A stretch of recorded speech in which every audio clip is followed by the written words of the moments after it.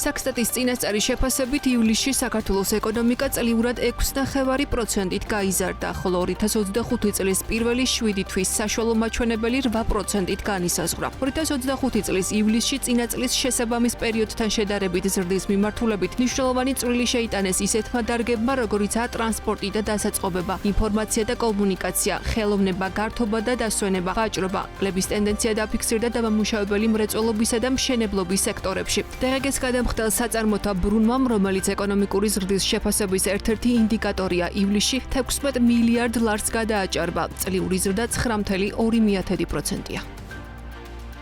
ინფორმაციისა და კომუნიკაციის სექტორში ზრდას ძირითადად განაპირობებს კომპიუტერული დაპროგრამების, კონსულტირების და მათთან დაკავშირებული საქმიანობების მომსახურების მოცულობის ზრდა. ვაჭრობის სექტორში დაახლოებით 1.2%-ით არის გაზრდილი სუბუქი ავტომობილების რეექსპორტი. გარდა ამისა, გაზრდილია საკვები პროდუქტებით, სასმელებით, თამბაქოს ნაწარმით და ფარმაცევტული საქონლით საცალო ვაჭრობის მაჩვენებლები. რაც შეეხება კლების ტენდენციას, დამამუშავებელი მრეწველობის სექტორში კლების ტენდენციები ძირითადად დაკავშირებული იყო ლითონის ნაკეთობების წარმოების მოცულობის შემცირებასთან. შემცირებულია ასევე ტანსაცმლის წარმოების მოცულობის მაჩვენებლებიც. მშენებლობის სექტორში კლება ძირითადად დაკავშირებული იყო სამოქალაქო მშენებლობასთან. კერძოდ, შემცირებულია ხიდებისა და გვირაბების, გზების და ავტობანების, ასევე გამანაწილებელი საინჟინრო ობიექტების მშენებლობა.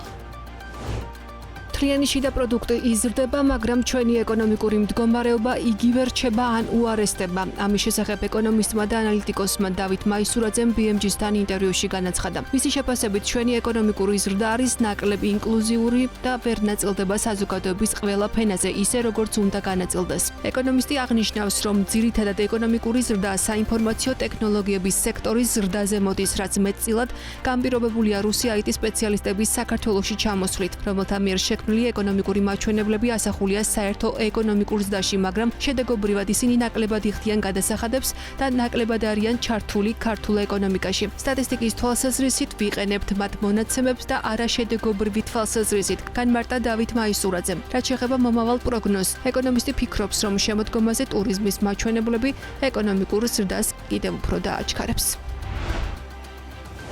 2025 წლის მეორე კვარტლის მდგომარეობით ადგილობრივ ტურიზმში კლება. კერძოდ 15 წლის და უფროსი ასაკის ადგილობრივი ვიზიტორების საშუალო თვიური რაოდენობა 1367,000-ით განისაზღვრა, მათ შორის საქართველოს ტერიტორიაზე განხორციელებული ვიზიტების საშუალო თვიური რაოდენობა წლიურად 1.1%-ით შემცირდა და 1691,000 შეადგინა. საქსტატის მონაცემებით 2025 წლის მეორე კვარტალში საქართველოს რეზიდენტი ვიზიტორების მიერ საქართველოს ტერიტორიაზე განხორციელებული ტურისტული ტიპის ვიზიტების საშუალო თვიური რაოდენობა 692,000-ით განისაზღვრა, რაც წლიურად 4.2%-ით დაკლებული მაჩვენებელია. მოგზაურობის მიზნებიდან გამომდინარე, სტატისტიკიდან ირკვევა, რომ ადგილობრივი ვიზიტორები ძირითადად მეგობრებისა და ნათესავების მონახულების მიზნით მოგზაურობენ. რაც შეეხება ხარჯებს, 2025 წლის მეორე კვარტალში განხორციელებული ვიზიტებისას გაწეული საშუალო თვიური ხარჯების მოცულობა 280,6 მილიონი ლარით განისაზღვრა, რაც 6.2%-ით მეტია გასული წლის ანალოგიური პერიოდის მაჩვენებელზე. ამასთან ერთ ვიზიტზე გაწეული საშუალო ხარჯი 7.4%-ით გაიზარდა და 166,900 ლარს გაუტოლდა. ადგილობრივმა ვიზიტორებმა ყველაზე მეტი თანხა საყიდლებზე დახარჯეს, რამაც მეორე კვარტალში 107 მილიონ ლარს გადააჭარბა. 1 სექტემბრიდან ბიზნეს შოვის უსაფრთხოებასთან დაკავშირებული ახალი რეგულაციების დაკმაყოფილება მოუწევს. საუბარია სამუშაო მოწყობილობების გამოყენებისას უსაფრთხოების და ჯანმრთელობის დაცვასთან დაკავშირებული მინიმალური მოთხოვნების შესახებ ტექნიკურ რეგლამენტზე, რომელიც ეხება თითქმის ყველა ბიზნესს, რომელიც სამუშაო სივრცეში მანქანა დანადგარებს, აპარატურას, ხელსაწყოებს ან მოწყობილობებს იყენებს. რეგლამენტი დამსაქმებელს ავალდებულებს მიიღოს სათანადო ზომა იმისთვის, რომ დასაქმებული უზრუნველყოს უსაფრთხო სამუშაო მოწყობილობებით. Ამ სამუშაო მოწყობილობებს კი უნდა გააჩნდეს შესაბამისი ტექნიკური დოკუმენტაცია და მისი ექსპლუატაციაც მასში განსაზღვრული მითითებების შესაბამისად უნდა ხორციელდებოდეს. ამასთან აღნიშნული რეგლამენტით დამსაქმებელი ვალდებული ხდება გარკვეული პერიოდულობით ახდენდეს სამუშაო მოწყობილობების შემოწმებას, რაც დოკუმენტურად უნდა გაფორმდეს. ჩანაწერები კი პასუხისმგებელ პირთან უნდა შეინახოს. სამუშაო მოწყობილობების გამოყენებისას უსაფრთხოების და ჯანმრთელობის დაცვასთან დაკავშირებული მინიმალური მოთხოვნების შესახებ რეგლამენტის დამტკიცებული პროექტის მიხედვით ცვლილებების ნაწილი მიმდინარე წლის 1 სექტემბრიდან, სპეციფიკური მოწყობილობებისთვის კი 2026 წლის იანვრიდან უნდა შევიდეს ძალაში. სიმართლეს არ შეესაბამება, ასე ხმაურება დინამო თბილისის გენერალური დირექტორი ზაზა დოლიძე კლუბის გაყიდვის შესახებ გავრცელებულ ინფორმაციას. როგორც მან BMG-სთან ინტერვიუში აღნიშნა, მსგავსი სახის არასწორი ინფორმაციის გავრცელება ხელს უშლის იმ ბიზნეს პროცესების წარმოებას, რომლითაც კლუბის ხელმძღვანელობა დამატებითი რესურსების მოძიებას ცდილობს. ჩვენ ვეძებთ პარტნიორს და დღესაც ვმუშაობთ რამდენიმე საკითხზე პოტენციურ პარტნიორებთან, როგორც პრეზიდენტი, ასევე მე, როგორც გენერალური დირექტორი ჯერჯერობით კონკრეტული არაფერი გვაქვს, აცხადებს დოლიძე. მისი თქმით, მუშაობა მიდის როგორც კლუბის პარტნიორის მოძიების კუთხით, რათა კლუბში, რომელსაც რომან ფიფიას ოჯახი ფლობს, ასევე იყოს წილობრივად სხვა მფლობელიც. ასევე ვეძებთ ბიზნეს პარტნიორებს, რომლებიც დააფინანსებენ სხვადასხვა ინფრასტრუქტურულ პროექტს, მაგალითად საფეხბურთო მოედნების მოწყობას და იქ საფეხბურთო სკოლების განთავსებას. გარდა ამისა, ვეძებთ პარტნიორებს ჩვენი კლუბის სპონსორობისთვის, განაცხადა დინამო თბილისის გენერალურმა დირექტორმა BMG-სთან ინტერვიუში.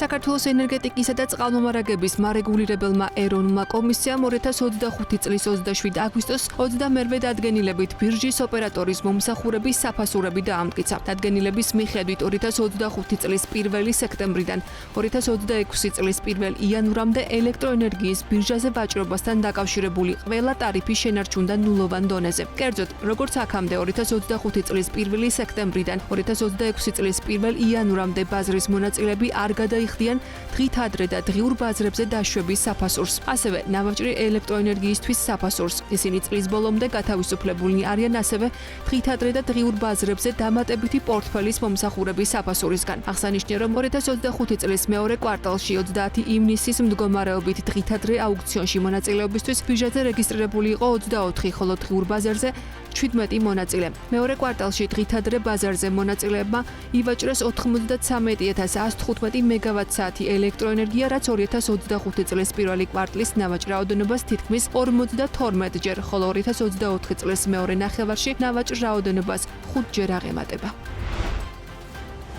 მომავალ კვირას 2 სექტემბერს პარლამენტის საშემოდგომო სესია გაიხსნება. პარლამენტის რეგლამენტის თანახმად საშემოდგომო სესია სექტემბრის პირველ სამშაბათს იხსნება და დეკემბრის მესამე პარასკევს იხურება. საშემოდგომო სესიის პირველი პლენარული სხდომა სავარაუდოდ პერსონალურ საკადრო საკითხებთან დაკავშირებულ საკითხებს დაეთმობა. ასეთი საკითხია სახელმწიფო უსაფრთხოების სამსახურის ხელმძღვანელის პოსტიდან ანრი ოხანაშვილის გადადგომის ცნობად მიღება და აღნიშნულ თანამდებობაზე მამუკა მდინარაძის არჩევა. პარლამენტის საშემოდგომო სესიის პირველი პლენარული სხდომის დღის წესრიგზე გადაწყვეტილებას ბიურო მიიღებს.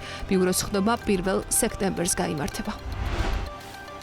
2025 წლის 30 ივნისის მდგომარეობით საქართველოში რეგისტრირებული ავტომობილების 8%-ია დაზღვეული. დაზღვევის ზედამხედველობის სამსახურის მონაცემებით რკინიგზის გარდა საქართველოში 146,271 სახმელეთო ტრანსპორტია დაზღვეული. 2024 წლის 6 თვის მდგომარეობით ეს მაჩვენებელი 133,540 იყო, ხოლო 2023 წელს 121,512. დაზღვევის ზედამხედველობის სამსახურის მონაცემებით 2025 წლის 6 თვის განმავლობაში სახმელეთო ტრანსპორტო საშუალებების დაზღვევით კომპანიებმა 156 მილიონი ლარი მოიზიდეს და ამ სახეობაში ბაზრის ლიდერი TBC 40,1 მილიონი ლარით და შესაბამისად 26%-იანი წილითაა. მეორე და მესამე პოზიციებს ალდაგი და GPI ინაწილებენ.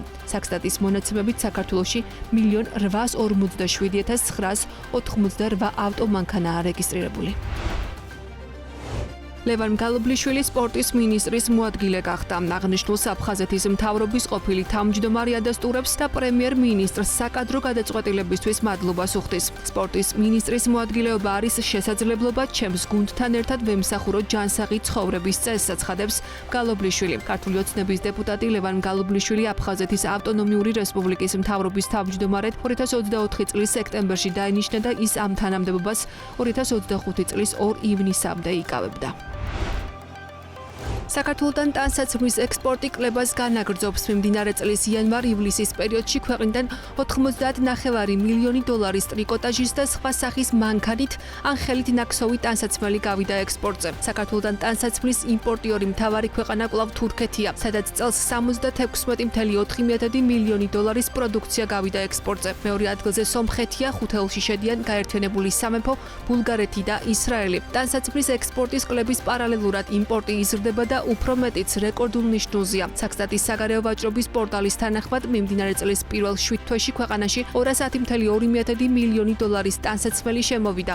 მაშინ როცა გასული წლის ანალოგიურ პერიოდში იმპორტმა 206.7 მილიონი დოლარი შეადგინა. რაც შეეხება იმპორტიორ ქვეყნებს, პირველ ადგილზე აქაც თურქეთია, საიდანაც წელს 62 მილიონი დოლარის ტანსაცმელი შემოვიდანეთ, მეორე ადგილს ჩინეთი იკავებს 48.9 მილიონი დოლარით.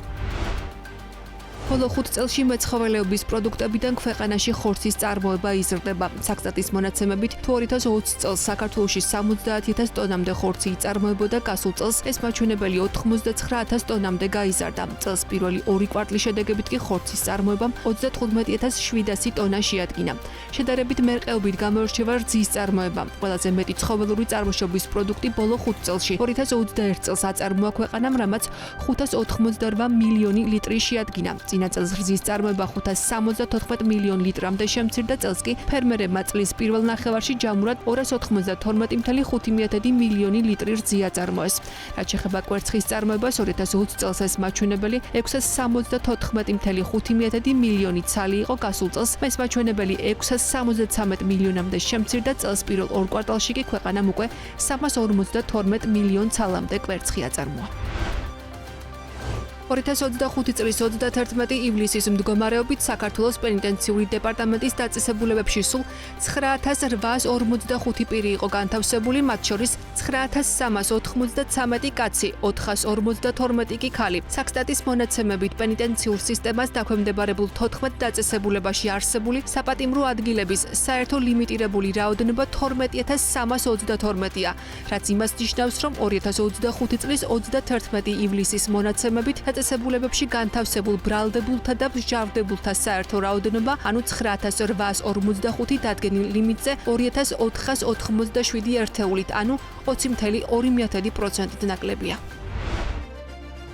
ქართული ღვინო იაპონიაში კიდევ ერთხელ წარადგინეს. ღვინის ეროვნული სააგენტოს ინფორმაციით, საქართველოს მეღვინეობის კულტურის, ისტორიის, ვაზის ჯიშებისა და ღვინის თანამედროვე ინდუსტრიის შესახებ პრეზენტაცია Red Bridge-ის დირექტორმა იაპონიაში ერთადერთმა ღვინის მაგისტრმა კენიჩი ჰოშიმ წარადგინა. მან სტუმრებს 8 ქართული ღვინო გააცნო საქართველოს მეღვინეობის სხვადასხვა რეგიონიდან. ღონისძიებას ღვინის სომელიები, იმპორტიორები, ბაიერები, სავაჭრო ქსელებისა და მედიის წარმომადგენლები ჯამში 100-მდე სტუმარი დაესწრო. აღსანიშნავია, რომ იაპონიაში ყურძნის ნატურალური ღვინოების სტატისტიკა ბოლო 5 წლის განმავლობაში არასტაბილურად მზარდია. კერძოდ, მიმდინარე წლის იანვარ-ივლისის მონაცემებით, იაპონიაში საქართველოდან 655.000 დოლარის ღირებულების 109 ტონა ღვინო გავიდა. ეს მაჩვენებელი წინა წლის ანალოგიური პერიოდის მონაცემებს აჭარბებს. ბოლო წლების სტატისტიკით კი იაპონიაში ყველაზე დიდი რაოდენობით ქართული ღვინო 2022 და 2023 წლებში გავიდა. საქსტატის მონაცემებით 2025 წლის პირველ ნახევარში ქვეყანაში 7440 ხანძარია რეგისტრირებული. შინაგან საქმეთა სამინისტროს მონაცემებზე დაყრდნობით სტატისტიკის ეროვნული სამსახური წერს, რომ გასული წლის ანალოგიურ პერიოდთან შედარებით წელს რამდენიმე ასეულით მეტი შემთხვევაა აღრიცხული. კერძოდ, გასული წლის პირველ 2 კვარტალში 5983 ხანძარი დაფიქსირდა. წლევანდელი მაჩვენებელი კი 1457-ით აღემატება გასული წლის ანალოგიური პერიოდის მაჩვენებელს. შინაგან საქმეთა სამინისტროს სტატისტიკით მიმდინარე წლის 6 თვეში ქვეყანაში გაჩენილ ხანძარს 22 ადამიანი ემსხვერპლა. ტრავმირებულთა რაოდენობა კი 92-ს აღწევს. ამასთან ხანძრის შედეგად განადგურებულია 299 შენობა ნაგებობა. მულტინაციონალური საინვესტიციო ბანკის Goldman Sachs პროგნოზით 2026 წლის ბოლომდე ბრენტის ტიპის ნავთობის ფასი საშუალოდ 50-დან 55 დოლარამდე დაეცემა. შედარებისთვის ამჟამად 1 ბარელის ფასი საშუალოდ 67 დოლარია. ბანკში მოელიან, რომ 2025 წლის მეოთხე კვარტლიდან მომდევნო 12 თვის განმავლობაში, ანუ 2026 წლის ბოლომდე ნავთობის მწარმოებელი ქვეყნები ყოველდღიურად იმაზე გაცილებით მეტ ნავთობს აწარმოებენ, ვიდრე ეს ბაზარს სჭირდება. საუბარია დღეში 1.8 მილიონი ბარელი ბარელი ნავთობის მეტობაზე. ამ მონაცემებზე დაყრდნობით ბანკის ექსპერტები ვარაუდობენ, რომ 2026 წლის ბოლომდე გასაყიდად დარჩენილი ნავთობის მოცულობა 800 მილიონ ბარელამდე გაიზრდება, საიდანაც 1/3 OECD-ს ქვეყნებზე მოვა. ეს კი ცხადია კიდევ უფრო შეამცირებს ნავთობის ფასებს ევროპულ, ამერიკულ და აზიურ ბაზრებზე. ერთადერთი სცენარი, რომლის მიხედვითაც ნავთობის ფასი შეიძლება გაიზარდოს, დაკავშირებულია ჩინეთის მიერ შესყიდვების ზრდასთან. ბანკში აცხადებენ, რომ თუ მომდევნო წელს ჩინეთი ყოველდღიურად 800,000 ბარელ ნავთობს შეიძენს, მაშინ ფასები არა თუ 50-დან 55 დოლარამდე შემცირდება, არამედ საშუალოდ 72 დოლარამდე გაიზრდება. რუსეთის ფინანსთა სამინისტრომ 2025 წლის ეკონომიკური ზრდის პროგნოზი 2.5-დან 1.5%-მდე შეამცირა. მიზეზი ერთის მხრივ ცენტრალური ბანკის მიერ წლის პირველ ნახევარში რეფინანსირების განაკვეთის 20-21%-ზე შენარჩუნება გახდა. აღსანიშნავია, რომ ახლა ეს მაჩვენებელი 18%-მდეა შემცირებული. მეორეს მხრივ კი საუბარია სამუშაო ძალის ნაკლებობაზე, განუზომლად გაზრდილ სამხედრო ბიუჯეტზე და ინდუსტრიებისა თუ მომხმარებლების მიერ ნაკლებ უძრავ ქონებაში ინვესტირებაზე. აღსანიშნავია, რომ წლის მეორე კვარტლისთვის რუსეთის მთლიანი შიდა პროდუქტის ზრდა 1.1%-მდე შენელდა. შედარებისთვის გასული წლის ანალოგიურ პერიოდში ზრდა 4% იყო. ფინანსთა სამინისტროში აცხადებენ, რომ თუ საბიუჯეტო ხარჯები არ შემცირდა და გადასახადებმა არ დაიკლო, ფისკალური ბალანსის შენარჩუნება კიდევ უფრო გართულდება.